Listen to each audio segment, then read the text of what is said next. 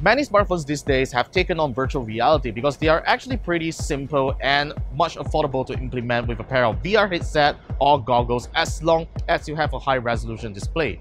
However, when it comes to augmented reality, that's a totally different story because you require special camera sensors on the phone, which is actually a lot more expensive to implement and much complicated to do so.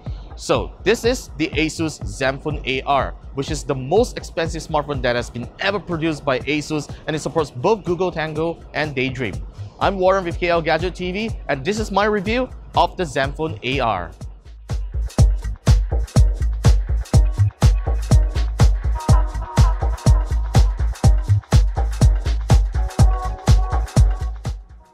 So how much does the ZenFone AR cost? It is a whopping 3,799 ringgit, and even though some retailers are already selling 400 ringgit off, it is still expensive than a Galaxy S8 and many other flagships.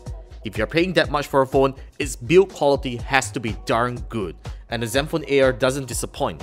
You just got to hold onto the phone to feel its high quality build.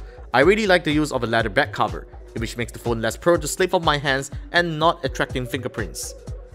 The ZenFone AR isn't a heavy device, and it has extremely slim bezels to make it a compact 5.7-inch device. To be able to power Google Tango, a phone needs to have a set of beefy hardware, and the ZenFone AR nails that.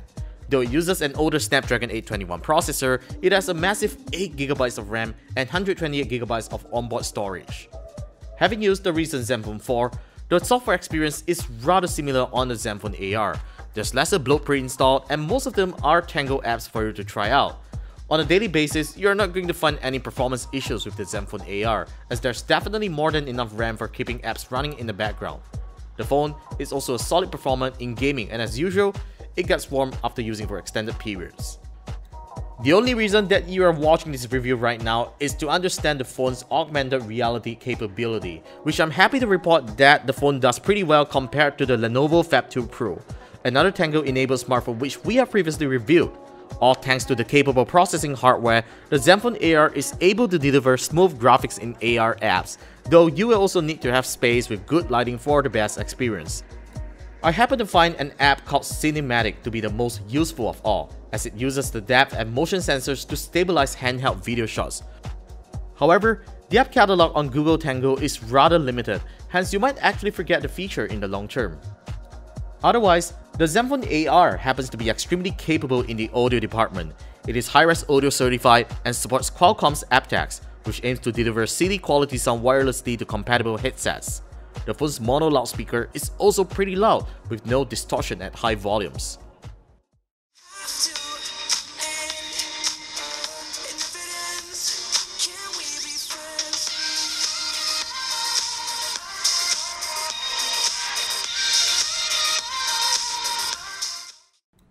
The ZenFone AR technically borrows the same camera hardware from the ZenFone 3 Deluxe. It is a 4-axis stabilized 23-megapixel camera with a f2.0 aperture and 1 over 2.6-inch sensor size.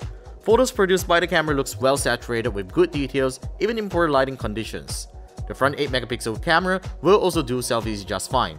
Just don't expect it to do well in low light without causing any blurry photos.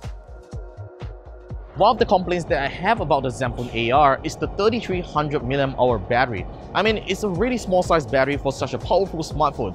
Though I was able to push it through the day with moderate use, you are definitely going to charge it if you are using it heavily. ASUS has always been one company that is bold enough to try new things on a smartphone, such as the case of the Pad phone a few years back. The ZenFone AR is a product that ASUS has tried really hard to impress, and I have to applaud that. This is the best and most powerful Google Tango ready smartphone as of now.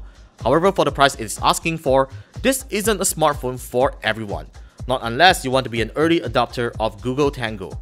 I would highly suggest that you wait patiently for a further price drop.